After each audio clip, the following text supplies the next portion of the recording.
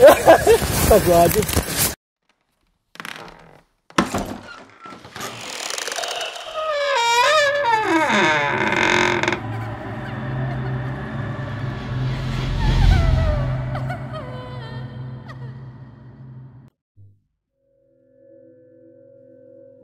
Assalamualaikum warahmatullahi wabarakatuh. Dulur jejak misteri.id, bagaimana kabarnya hari ini? Semoga selalu diberikan kesehatan, diluaskan rezekinya, dan senantiasa berada dalam lindungan Allah Subhanahu wa Ta'ala. Amin ya Allah. Malam ini Mang Abe ingin berbagi kisah misteri yang dialami oleh saya sendiri, dimana ketika saya main ke sebuah curug atau air terjun, malah diikuti oleh sosok sampai ke rumah. Mau tahu kelanjutan cerita ini? Sebelum melanjutkan kisahnya, support channel kami dengan cara like, komen, dan subscribe. Jangan lupa aktifkan notifikasinya agar dulur sekalian gak ketinggalan kisah-kisah terbaru dari jejak misteri.id. Kisah ini saya alami pada bulan Oktober tahun 2020, yang mana saya dan teman-teman komunitas berencana ingin gathering atau rihlah ke sebuah curug atau air terjun yang berada tidak jauh dari kota kami, yaitu Bandung. Setelah rencana disepakati, maka ditentukanlah hari di mana kami akan survei lokasi. Saat itu yang akan berangkat survei ke curug tersebut ada 4 orang, yaitu Andre, Oki, Sony, dan saya sendiri Abe. Ketiga teman saya ini berangkat dari Bandung, sedangkan saya sendiri berangkat dari kota S. Nah, si Andre ditunjuk sebagai ketua survei karena dia yang pernah ke curug tersebut, dan si Andre pun punya kenalan yang nantinya akan menjadi guide kita pas survei nanti. Lalu disepakatilah bahwa kami akan bertemu di sebuah minimarket di kota S, yang memang minimarket tersebut dekat dengan tempat pariwisata yang terkenal di kota S. Singkat cerita, bertemulah kami di minimarket tersebut pada pukul 11.30. Setelah ngopi-ngopi dan sebat dulu, si Andre ngajakin kami berangkat ke lokasi curug tersebut yang memang sudah ditunggu sama guide-nya. Lalu berangkatlah kami dari market tersebut ke lokasi yang akan dituju. Ya, hampir sekitar 15 menit sampai 20 menitan melewati pedesaan, dan akhirnya kita sampai di sebuah tempat parkir yang merupakan tempat masuk dan tiketing untuk akses ke curug tersebut. Ternyata memang benar, kami sudah ditunggu dari tadi oleh si guide tersebut. Nah, guide ini bernama Kang Dodi. Beliau salah satu karang taruna di desa tersebut yang mengelola parkir dan tiketing masuk ke curug. Lalu Kang Dodi bertanya nih ke si Andre, "Andre, gimana? Mau langsung survei apa istirahat dulu?" "Istirahat dulu aja lah Kang, mau isi perut, lapar nih. Sekalian nunggu zuhur, baru berangkat." Sambil makan, ngobrollah kami dengan Kang Dodi perihal rencana gathering, yang mana kami akan menginap 1 malam. Lalu Kang Dodi ini menawarkan sebuah villa untuk tempat kami menginap nanti. "Rek, ada villa tuh sebelah sana, view-nya persawahan, jauh dari pemukiman warga. Jadi kalau mau ada acara gak akan keganggu, kata Kang Dodi. Boleh tuh Kang, kita survei villa aja dulu ya sebelum ke Curug, kata si Andre sambil melirik ke saya dan kedua teman saya. Setelah selesai makan, bergaslah kami berangkat untuk survei villa tersebut. Kita foto-foto ruangan dan sekitar villanya yang memang sangat bagus sekali dan cocok untuk acara kita nanti. Nah, di villa ini pun saya sudah merasakan keanehan yang mana ketika saya sedang foto-foto di belakang villa yang terdapat sebuah ayunan. Ketika saya sedang mengarahkan handphone saya untuk memfoto ayunan itu, tiba-tiba di belakang saya seperti ada yang menyenggol sehingga HP saya terjatuh dan tombol volume HP itu sampai terlepas. Tapi ya alhamdulillahnya masih bisa nyala. Dan si Oki yang waktu itu sedang dipondokkan tidak jauh dari ayunan tersebut, dia langsung nyamperin saya. Terus dia tanya, "Kenapa, Be? HP-nya jatuh? HP-nya gak apa-apa kan?" Alhamdulillah gak apa-apa Ki, cuma tombol volume aja yang lepas. Sekarang gak tahu kemana. Waduh, hati-hati Be, kata si Oki. Tak terasa kita di villa hampir 1 jam dan waktu sudah menunjukkan pukul 1 siang. Lalu si Sony ngajak kita untuk berangkat. "Ayo berangkatlah. Udah siang nih, takut hujan, mana belum survei Curug lagi," kata si Sony. Singkat cerita, Kang Dodi ngajakin kita untuk survei sebuah curug. Tapi bukan curug yang memang mau kita tuju. Kata Kang Dodi, curug ini gak jauh kok.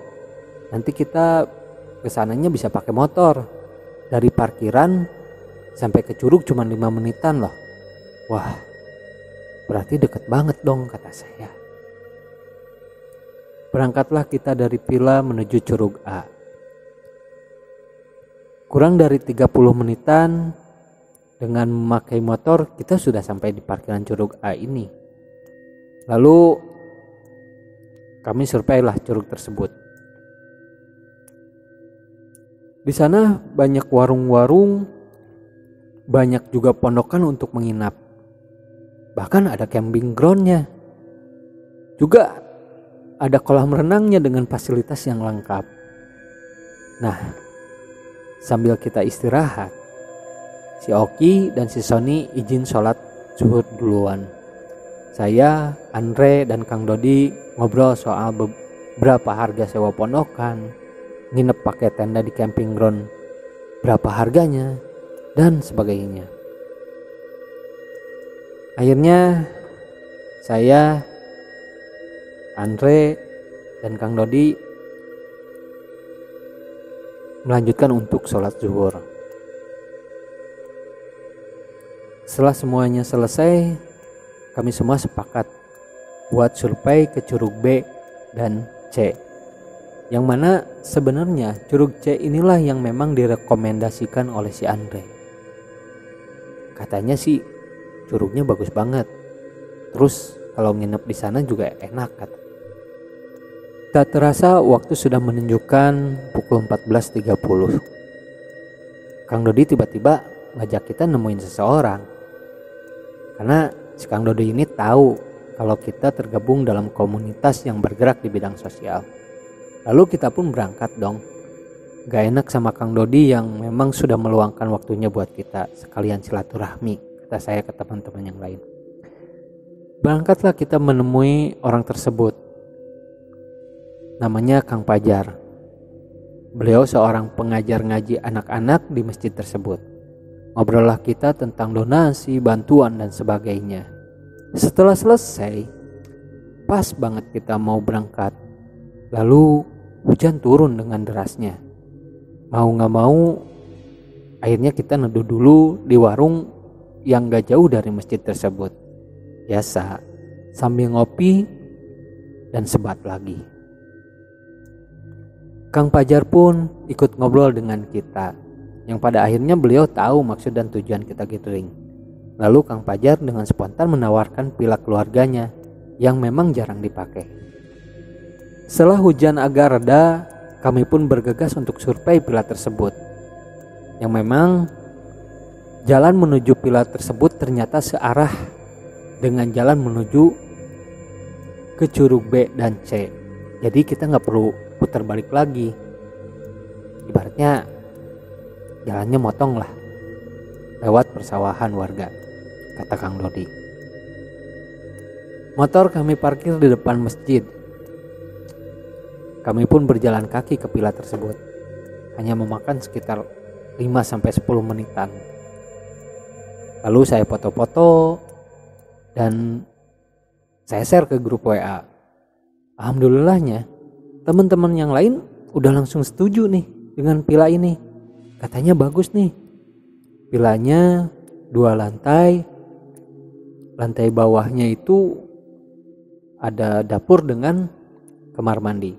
Sedangkan di lantai atasnya itu ada kamar 2, ada 2 kamar dan 1 ruangan tengah. Ditambah lagi dengan balkon yang lumayan besar buat kegiatan kita nanti.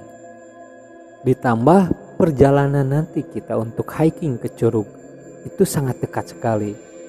Katanya bisa memakan waktu cuma 1 jam, yang harusnya estimasinya itu bisa 1,5 jam sampai 2 jam.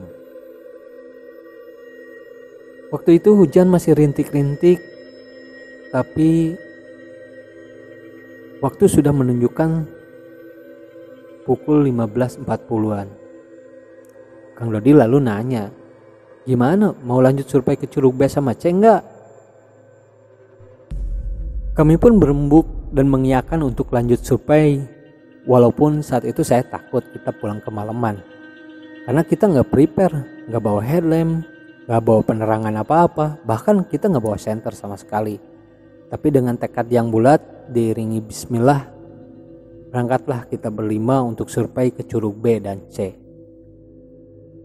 Kita jalan menyusuri pesawahan warga yang di sampingnya itu sungai dengan air yang cukup deras. Kiri kanannya terlihat hutan belantara yang sore itu di saat hujan yang rintik-rintik, saya lihat beberapa monyet pada bergelantungan di pohon, menjadi pemandangan yang jarang sekali saya lihat. Ketika kami memasuki hutan yang padat, lagi-lagi hujan turun dengan derasnya. Kami berhenti sebentar di sebuah pondokan dengan maksud untuk memakai jas hujan. Hanya saya saja yang tidak pakai jas saat itu. Lalu kami melanjutkan perjalanan, di mana posisinya si Andre di depan, terus si Sony dilanjutkan dengan saya, di belakang ada si Oki dan Kang Dodi. Saat itu ketika saya di belakangnya si Sony, saya gak henti-hentinya untuk ketawa, karena beberapa kali dia mau terjatuh. Dia di Soledad.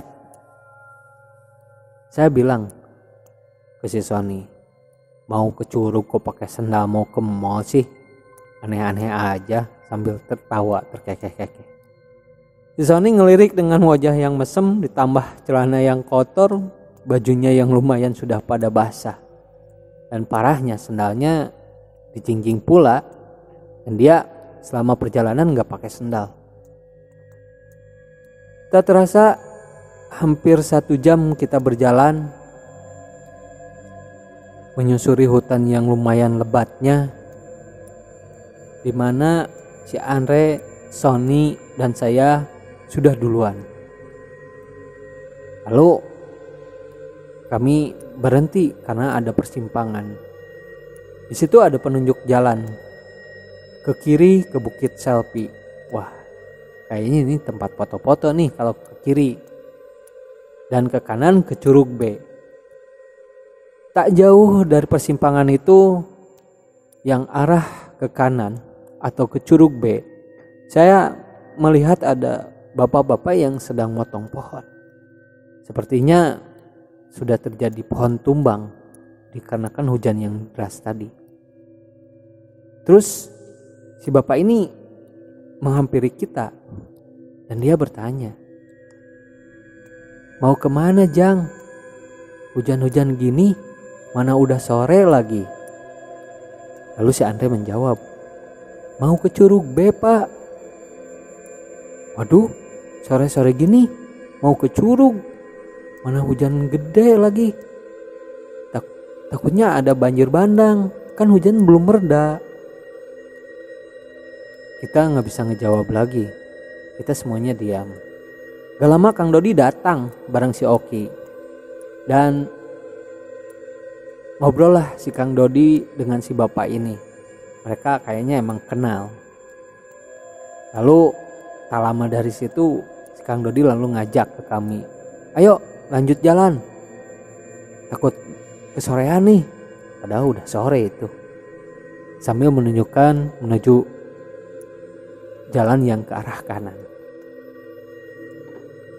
Saat sampai di Curug B ternyata masih ada warung yang buka. Sambil istirahat saya memesan teh manis panas dan sekalian mengeringkan jaket saya yang lumayan sudah basah kuyup dan merembes sampai ke kaos. Terus saya bilang ke teman-teman, "Yuk yang mau sholat asar, mumpung masih jam 5 kurang nih, kan ada musola di situ." Singkat cerita, ketika semuanya sudah sholat asar, kita foto-foto di Curug B tersebut. Curugnya bagus, cuman mungkin karena lagi hujan airnya menjadi keruh dan lokasinya pun gak terlalu besar. Menurut kita sih kurang cocok kalau buat ngumpul-ngumpul. Setelah selesai di Curug B, si Kang Dodi ngajak langsung ke Curug C. Terus saya tanya, "Jalannya lewat persimpangan yang tadi, Kang?" "Oh enggak dong, kejauhan kalau lewat situ. Kita nanti lewat jalan tembusan aja. Habis musola itu ada jalan yang ke kanan, nanti lewat situ aja." Jalanlah kita berlima, dimana sekarang posisinya gantian. Si Kang Dodi berada di depan, kedua si Oki, Sony, saya, dan si Andre terakhir. Ternyata jalan ini tembusan ke Bukit Selfie, spot untuk foto-foto. Lokasinya sangat bagus dan memang cocok untuk foto-foto dengan latar belakang itu Curug C. Oh iya, saya lupa. Alhamdulillah waktu itu hujan sudah mulai kecil. Jadi kita semua lepas jas hujan. Singkat cerita, habis kita foto-foto di Bukit Selfie, langsung meluncur ke Curug C. Sedikit gambaran aja, curug atau air terjun C ini tingginya mungkin sekitar 20 atau 30 meteran. Dengan air yang jernih, walaupun saat itu hujan. Selesailah kami di Curug C ini, kami berempat langsung diskusi untuk bahan laporan nanti. Dan setuju kalau kita akan menginap di vilanya Kang Pajar. Nanti kita akan lanjut hiking ke Curug C tanpa ke Curug B dan Bukit Selfie. Biasa, sambil sebat dulu karena cuacanya dingin banget waktu itu. Gak terasa waktu sudah pukul 17.30-an ketika kami memutuskan untuk pulang. Dan saya yakin pasti kemalaman di jalan. Ya sudah, kami geber aja perjalanan. Dan sampailah kami di perbatasan antara hutan yang rimbun dengan pesawahan warga. Saat itu hari sudah gelap dan tak lama terdengar sayup-sayup suara azan. Saya bilang ke si Andre, "Andre, berhenti dulu Andre, azan maghrib nih." "Udah, gak apa-apa lanjut aja, daripada kita telat ke sholat maghrib." Lagian kan di pondok ini sampai ke pemukiman warga udah deket. Ya paling 15 menitan lagi. Nah 15 menitan dari mana? Tadi aja jalan dari vilanya Kang Fajar sampai ke pondok ini kan hampir 40 menitan kata saya. Justru lebih dekat Curug kalau di pondokan ini. Tapi ya sudahlah. Akhirnya kami lanjut jalan, di mana jalannya yang sudah gelap, licin. Penerangan pun kami hanya memakai lampu dari handphone saja. Saat itu saya berjalan persis di belakangnya si Sony. Ngelihat dia kasihan banget nih. Udah gak pakai sendal.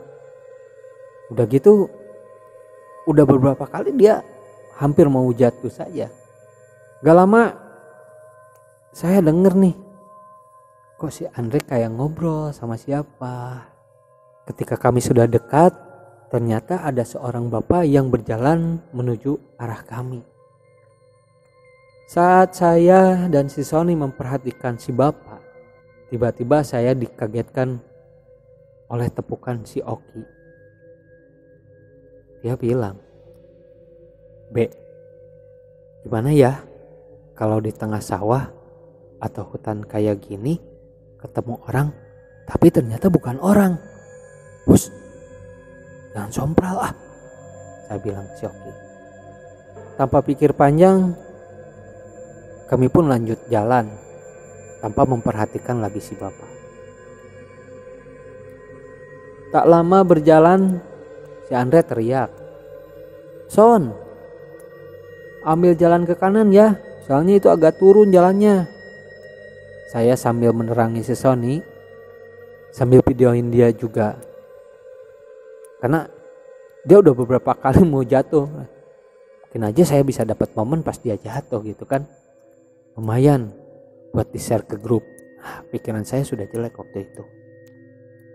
Nah, pas giliran saya menuruni jalan tersebut, padahal saya menginjak jalan yang memang diinjak si Sony.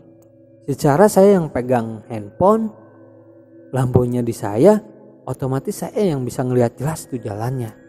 Tapi entah kenapa tiba-tiba saya terjatuh dan ya masih untungnya saya nggak masuk ke sungai, masih ketahan sama rerumputan.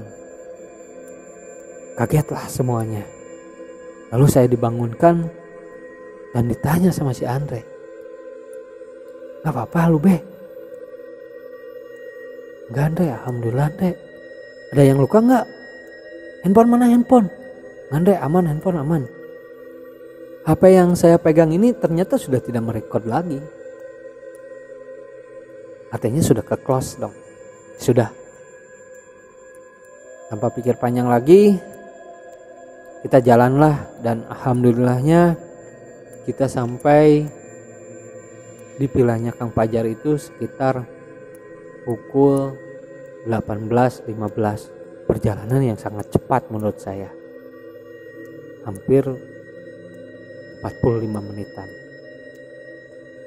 Kami pun lalu lanjut untuk ke arah parkiran.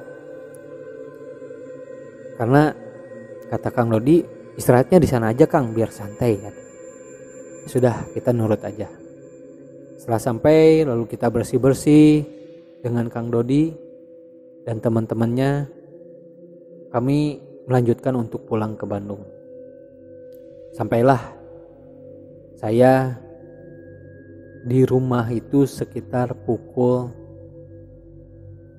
22 atau jam 10 malam. Setelah kejadian tersebut, saya sama sekali belum lihat hasil record saya di handphone. Karena ada beberapa keperluan, jadinya terlupakan. Lalu hari Sabtunya saya kembali ke Kota S, ke rumahnya istri. Nah, di sini saya baru lihat nih hasil foto-foto dan video. Sungguh kaget ketika saya ngelihat video yang dimana saya terjatuh itu jadi 3 frame atau 3 video. Secara kalau dipikir bagaimana mungkin saya bisa memijit 3 kali. Ibaratnya saya memijit on off gitu. Sebenarnya tidak mungkin dan tidak masuk akal. Lalu saya memasang headset nih, pengen dengerin suaranya. Dan saya sungguh kaget. Ternyata di video saya yang kedua itu ada suara perempuan tertawa. Saat itu saya merinding sekali. Tapi belum saya kasih tahu teman-teman yang lain. Yaudah, saya keep aja. Di minggu berikutnya, tepatnya hari Kamis, saya balik lagi ke Bandung. Karena akan ada rapat lagi sekalian pemantapan kegiatan acara gathering. Singkat cerita, rapatlah kami sampai dengan selesai. Alhamdulillah, semua acara sudah tertulis, tersusun dengan rapi. Dimana waktu itu si Andre, dia menjadi ketua untuk acara tersebut. Setelah rapat selesai, saya masih ngopi-ngopi sambil ngobrol. Gak terasa jam menunjukkan pukul 00.30 atau 12:30 malam. Si Oki tiba-tiba ngajakin buat pulang bareng. Tumben-tumbenan nih anak ngajak pulang bareng. Setelah saya sampai di rumah, sengaja saya mau langsung naikkan motor ke halaman. Tapi kok si Oki kayak yang ketakutan. Dia gak berani noleh ke rumah yang di depan rumah saya. Terus dia minta anterin pulang. Padahal rumah saya dan rumah si Oki itu deketan. Cuman kalang 4 rumah saja. Yaudah, tanpa pikir panjang, saya anterin dia ke rumahnya. Terus saya balik ke rumah. Saya tutup pintu. Lalu saya naiklah ke lantai 2 ke kamar saya. Matikan lampu, kunci pintu, dan langsunglah saya tertidur karena capek. Nah, dalam tidur ini saya bermimpi bertemu seorang perempuan memakai baju putih yang mengejar-ngejar saya. Dari mulai pondokan yang di antara hutan dan persawahan, itu mengejar saya dari pondokan sampai ke persawahan. Saya sampai kaget dan saya langsung terbangun. Keringat saya sudah basah di baju. Dan yang paling heran, saya lihat lampu kamar saya sudah menyala. Padahal saya ingat benar, sebelum tidur itu saya sudah matikan. Sudah, saya positif thinking aja.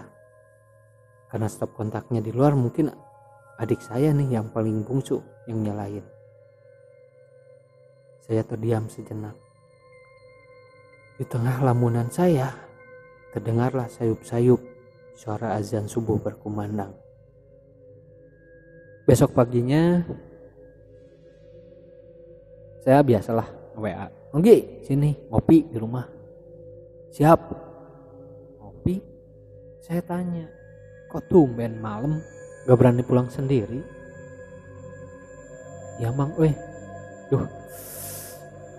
katanya dia cerita nih Mang Oki. Kemarin teman saya baru pulang futsal. Itu futsalnya pulang tuh sekitar jam 12-an lah, lewat jam 12 lewat. Ya dia lewat sini, lewat depan rumah saya kan. Lewat depan rumah saya, terus dia nengok.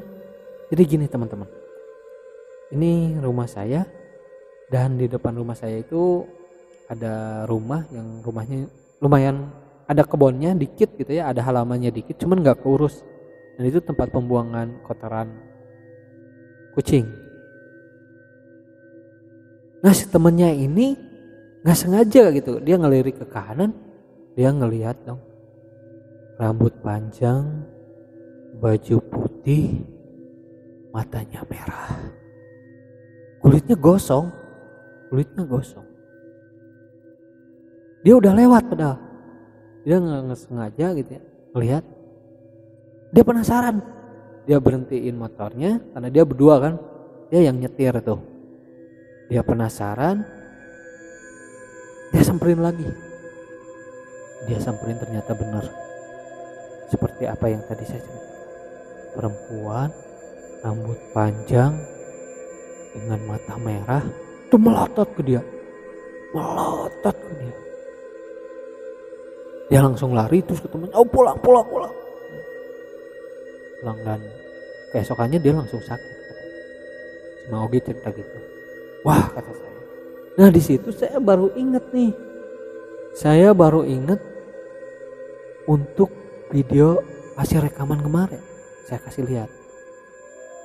Ogi, ini lihat. Apa Bek? Oh ini rekaman pas jatuh ya. Ini jadi 3 frame.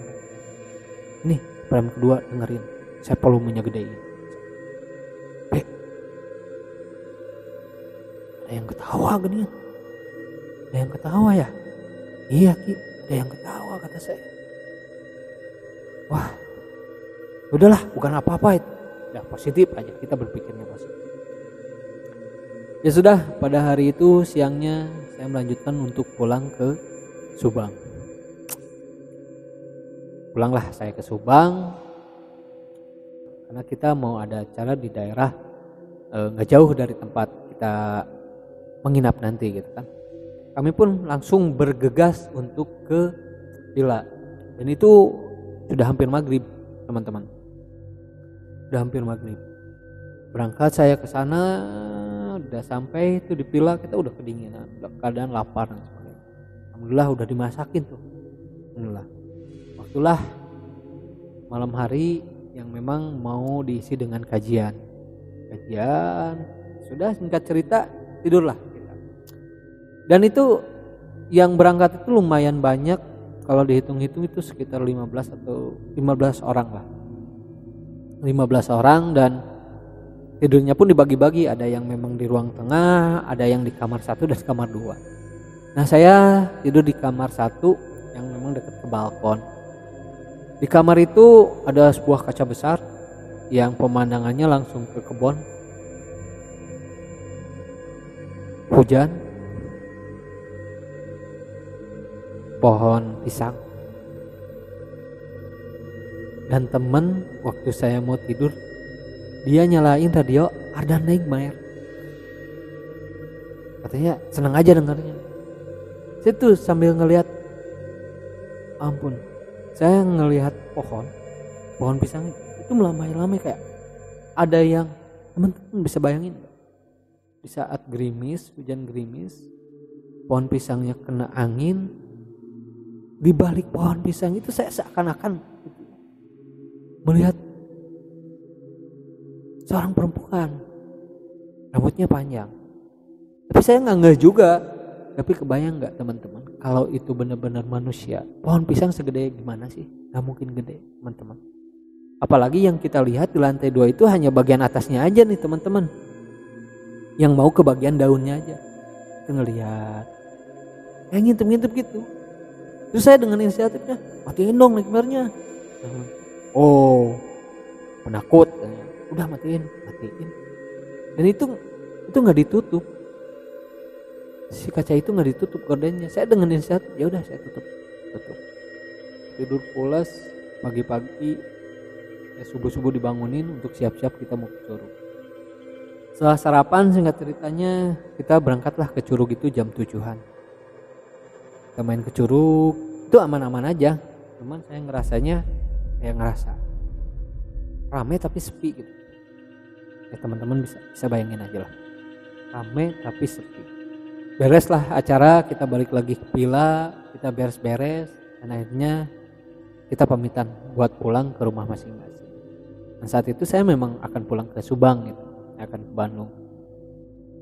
Itu saya pulang ke Subang itu nyampe ke rumah itu sekitar jam 15.30-an setelah asar. Habis itu ya sholat asar, saya karena kecapean banget, saya tidur. Saya tidur, kebangun pas maghrib, dibangunin sama istri.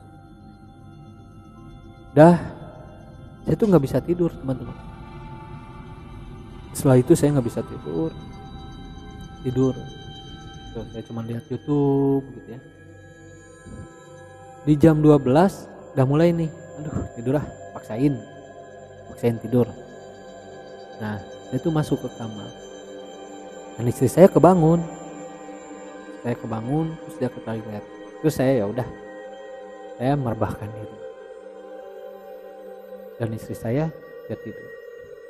Lalu di pagi harinya istri saya cerita, semalam setelah dia dari toilet terus dia coba tidur lagi. Udah, istri saya ini tipikal perempuan yang cepat banget tidurnya, atau istilahnya pelor, nempel tuh langsung tidur gitu. Entah kenapa dia pas lagi mau tidur dia ngelihat ruangan menjadi gelap banget, tuh gelap. Yang tadinya dia baliknya ke kanan, memiringkan tubuhnya gitu. Terus dia terlentang, dia ngelihat ke arah jendela. Jendela saya itu sekitar 2,5 meter lah tinggi. Dan itu ketutup, dan istri saya ngelihat sosok tinggi besar, matanya merah nutupin jendela itu. Istri saya hanya bisa berdoa sebisa-bisanya. Sambil bangunin saya, sama sekali kata saya demi Allah nggak kerasa. Nggak kerasa. Ya, setelah berdoa, setelah baca ayat kursi, yang gak lama dari situ mulai terang lagi. Dan istri saya tuh keringet banget. Oke, itu teman-teman cerita kenapa kalau maghrib lebih baik diam. Dengerin dulu adzan, kalau bisa sholat maghrib dulu, paksakan untuk sholat maghrib, jangan jalan dulu. Apalagi buat para pendaki yang suka naik gunung, yang suka ke curug, ke alam, pensur dan sebagainya, maghrib diam dulu, paksain maghrib dulu. Jangan sampai kejadian kayak saya, mungkin ini sudah takdir, tapi satu yang perlu diingat dari teman-teman, jin dan manusia Allah ciptakan hanya untuk beribadah, gak usah takut, yakin aja sama Allah. Bismillah, la haula wala quwata illa billah. Terima kasih teman-teman.